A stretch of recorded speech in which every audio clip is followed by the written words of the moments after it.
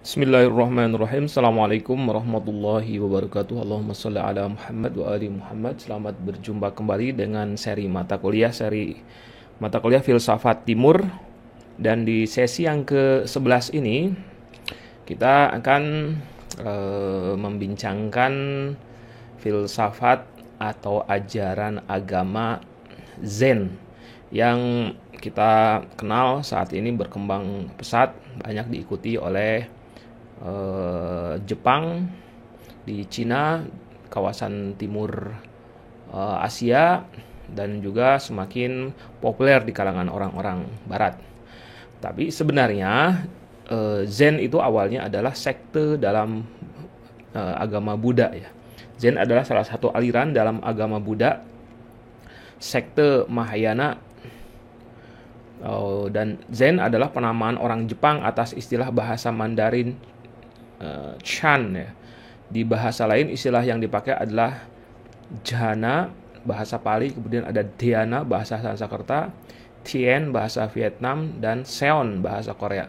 Semua istilah itu memiliki makna yang sama, yaitu kondisi batin yang terpusat yang ditemui dalam meditasi.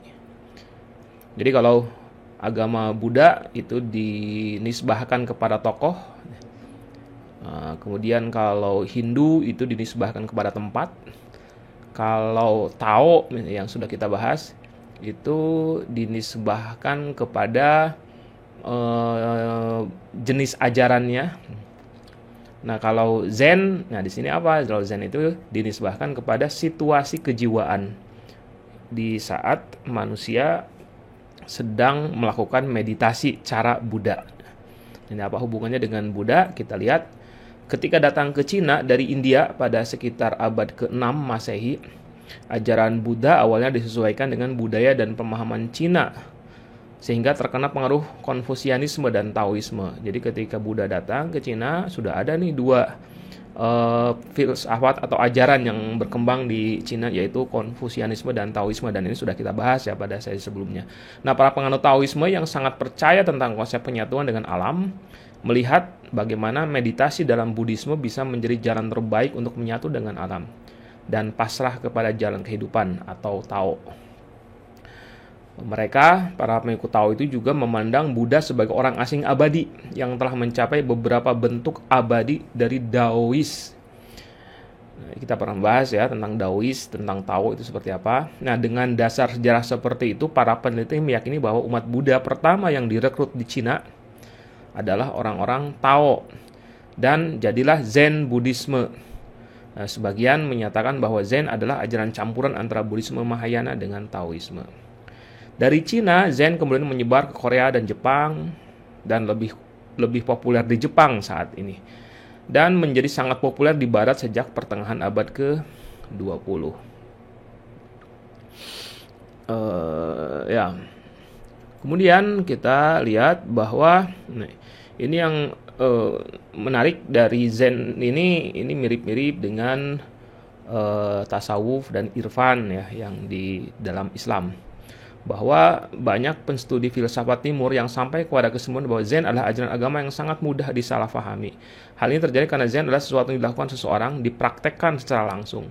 Zen bukanlah konsep agama yang bisa dijelaskan dengan kata-kata. Meskipun pada akhirnya, gambaran tentang apa itu Zen hanya bisa dipahami dengan logika dan kata-kata. Ya, tentang gambaran awalnya atau istilah bahasa Arabnya itu adalah penjelasan secara ijmali gitu, secara keseluruhannya itu memang dijelaskan oleh kata-kata. Akan tetapi ketika sudah masuk ke dalam dunia Zennya itu sendiri, itu ajaran-ajaran Zen ini tidak bisa susah difahami dengan logika dan kata-kata. Dan kalaupun diawali dengan ketika pengenalan atas Zen ini diawali dengan logika dan kata-kata, pada akhirnya Zen tidak bergantung kepada kata-kata. Zen ada untuk dipraktekkan, bukan untuk difahami. Zen mengajarkan bahwa semua manusia, bahkan semua makhluk pada dasarnya adalah Buddha yang sedang menegakkan dharma, menapaki jalan utama kebenaran. Jadi setiap kita ini sebenarnya Buddha katanya. Buddha dimaknai oleh Zen tidak lagi sebagai sosok guru yang mengajarkan kehidupan, melainkan sudah menjadi inti dari kehidupan manusia itu sendiri. Karena itu jalan Buddha menurut Zen dilakukan dengan cara menemukan kebenaran itu untuk diri tiap individu manusia, dan kebenaran itu ada dalam diri sendiri. Kebenaran akan melahirkan ketenangan dan keseimbangan meskipun situasi di luar serba chaos dan random. Nah, ini salah satu simbol dari Zen ini, dan ini banyak ditemui ya, itu adalah tumpukan batu ya. Ini tumpukan batu seperti begini.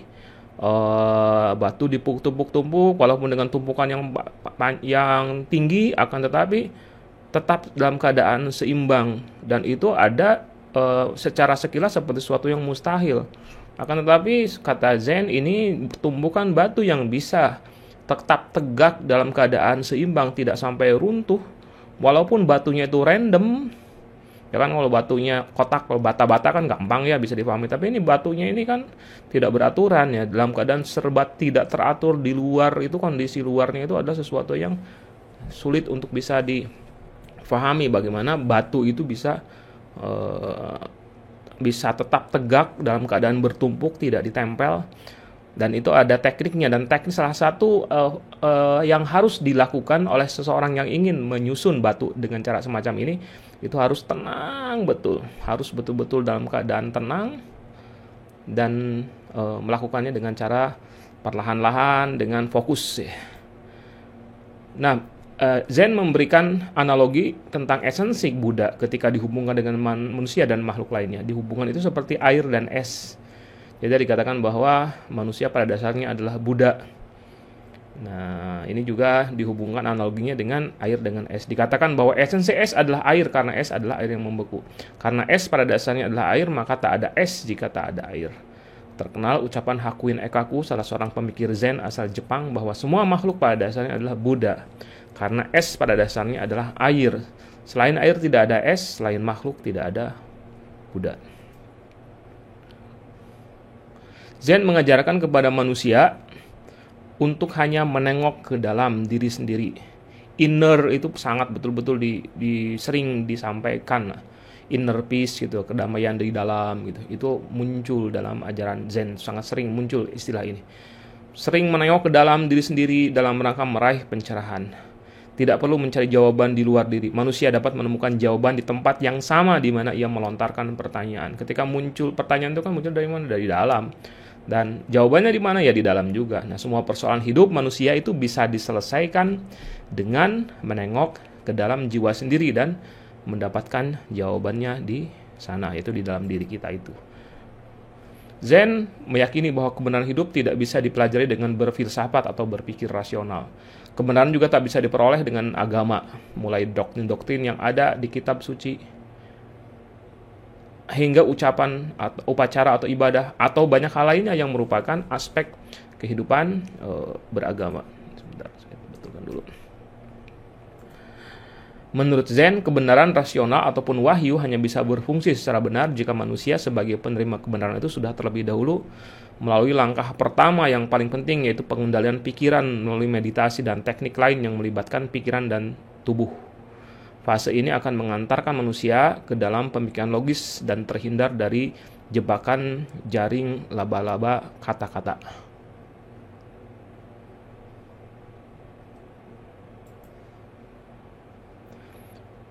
Praktik Zen itu ditujukan untuk mengeluarkan pikiran rasional dan intelektual dari lingkaran mental, sehingga para pengikut Zen ajaran ini dapat menjadi lebih menyadari sifat Buddha yang ada pada diri mereka sendiri. Dalam banyak fase kadang-kadang diperlukan tindakan fisik dalam rangka menghentikan intelektualisasi para pengikut Zen. Jadi para pengikut Zen itu kadang-kadang dikasih pukulan-pukulan yang ringan untuk membuat pikiran menjadi fokus lagi itu, tidak lagi berpikir, disuruh mengosongkan pikiran. Beberapa sekte Zen meyakini bahwa momen pencerahan itu bisa terjadi secara tiba-tiba gitu.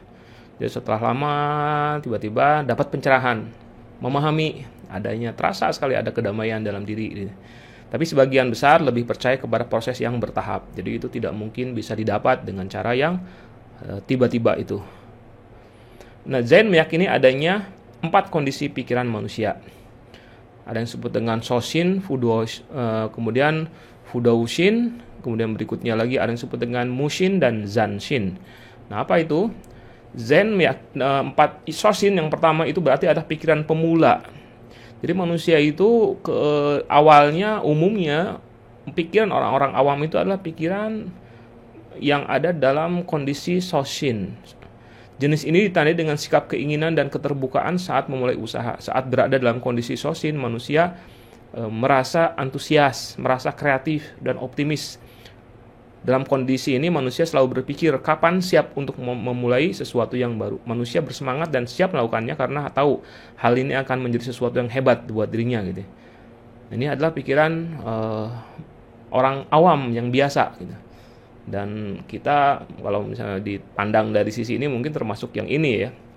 Ini yang positifnya ya, kalau yang orang malas itu lain lagi gitu. Ini ada yang manusia yang memang baik, itu yang baik orang awam itu seperti begini, berada dalam kondisi Shoshin. Sementara Fudoushin memiliki arti pikiran yang tidak tergoyahkan. Jenis ini ditandai dengan sebuah tekad teguh dan kontrol mutlak atas diri sendiri. Jadi ada keinginan yang kuat, antusiasme. Akan tapi kadang-kadang ketika dilaksanakannya terhalang oleh tekad yang lemah. Gitu. Gimana mau melaksanakan sesuatu itu kalau tekadnya lemah? Karena ketika memulai sesuatu ada hambatan gitu kan ya. Hambatan dari sisi macam-macam ya. Ada kadang-kadang sakit atau ada terdistraksi oleh pekerjaan-pekerjaan yang lain. Atau bisa jadi ada hambatan finansial. Nah, ini bagaimana ketika menghadapi masalah semacam itu? Maka manusia itu ada kondisi yang lain di mana antusiasme itu dibarengi dengan tekad yang kuat. Ya, tekad yang dan kontrol yang mutlak atas diri sendiri. Itu yang disebut dengan Fudoushin. Tapi ada lagi yang lain ketika yang disebut dengan jenis pikiran Mushin. Mushin berarti tanpa pikiran. Jenis ini ditandai dengan sebuah pikiran yang kosong dari semua hal dan sesuatu yang muncul pada momen itu. Jadi ketika ada sesuatu yang ada di sekitar kita, apa yang terjadi dengan itu? Itu apapun juga itu kita kosong gitu dari emosi, dari sebuah jalan pikiran dalam jenis Mushin bebas dari kekhawatiran, kemarahan, egoisme, ketakutan atau emosi yang lainnya. Jadi emosi-emosi itu semuanya hilang di kondisi yang Mushin ini. Mushin itu adalah kondisi tanpa pikiran. Tapi ada kategori yang bisa disebut yang paling tinggi disebut Zanshin. Zanshin dapat diartikan sebagai sisa pikiran. Dalam hal ini manusia sadar terhadap diri dan lingkungan serta fokus tentang apa yang ia lakukan saat itu. Pikiran manusia tidak dibiarkan menyesali masa lalu ataupun khawatir soal apa yang belum terjadi. Jadi fokus hanya pada situasi saat itu saja gitu.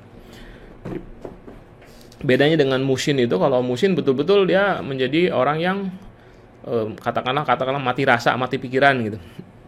Tapi kalau Zanshin itu pikirannya hanya fokus kepada apa yang dikerjakan. Kalau sedang makan ya sudah gitu, pikirannya hanya pada makan saja. Tidak terpikir apa yang terjadi sebelumnya yang bisa jadi membuatnya bersedih atau tidak khawatir dengan apa yang akan terjadi nih setelah makan nih. Nah itu situasi yang hanya fokus pada apa yang sedang dilakukan itu disebut Zanshin gitu. Nah kalau yang kadang-kadang kan kita sering ada yang mengatakan seperti begini, situasi di mana kalau lagi bekerja, misalnya orang yang sedang bekerja di kantor ya, ketika bekerja memikirkan liburan gitu. Ketika sedang liburan, yang dia pikirkan adalah pekerjaan. Nah, itu adalah situasi yang berbeda dengan Zanshin. Zanshin itu ketika bekerja ya fokus bekerja, dan ketika liburan ya fokus untuk liburan gitu. Nah, karena Zen sangat sulit untuk dijelaskan dengan segala macam upaya untuk menjelaskannya karena memang dianggap rumit, maka ada 13 ucapan yang diringkas yang merupakan ringkasan ajaran Zen, walaupun ini ya hanya pengenalan saja kan yang nama ajaran Zen ini. Yang pertama adalah inti dari Zen Buddhisme adalah mencapai pencerahan dengan melihat pikiran asli seseorang atau sifat asli secara langsung tanpa campur tangan akal. Yang kedua, Zen besar dalam pemahaman intuitif, hanya mendapatkannya dan tidak akan dirasakan dengan berfilsafat. Zen berkaitan dengan apa yang sebenarnya, bukan dengan apa yang kita pikirkan atau apa yang kita rasakan tentang sesuatu. Zen memperhatikan hal sebagaimana adanya, tanpa mencoba menafsirkannya. Kelima, Zen menunjukkan sesuatu sebelum berpikir, sebelum apapun yang disebut sebagai ide manusia. Kunci menuju kebudaan dalam Zen hanyalah pengetahuan diri. Menjadi manusia berarti menjadi Buddha. Sifat Buddha hanyalah nama lain untuk sifat sejati manusia. Zen hanya untuk menjadi benar-benar hidup. Zen adalah singkatan dari Zen Buddhisme. Kadang-kadang disebut agama dan kadang disebut filsafat. Nah, pilih istilah manapun yang dipakai atau pilihan istilah manapun yang dipakai, itu bukanlah masalah. Mau disebut filsafat Zen maupun disebut agama Zen, dan Zen itu berasal dari Buddha, Zen Buddhisme, itu silahkan. Tapi nomor 10 mengatakan tapi Zen sejatinya bukanlah filsafat. Ya, dengan ajaran, dengan pemikiran bahwa kalau filsafat itu artinya berlandaskan kepada berpikir yang radikal gitu. Ini sama sekali ya tidak bersandarkan kepada pikiran dan logika. Dan Zen kata mereka itu bukanlah agama juga gitu. Kemudian yang 11, Zen mencoba membebaskan pikiran dari perbudakan yang dilakukan oleh kata-kata dan dari pemenjaraan yang dilakukan oleh logika. Jadi kata-kata dan logika itu sering menciptakan yang namanya pemenjaraan, yang ketika pikiran itu dipenjara oleh kata-kata dan logika, maka Zen akan membebaskan pikiran manusia dari semua keterikatan tersebut. Zen pada intinya adalah seni melihat ke dalam sifat diri sendiri, dan itu menunjukkan jalan dari perbudakan menuju kebebasan. Dan yang terakhir, Zen adalah meditasi. Sekian, assalamualaikum warahmatullahi wabarakatuh.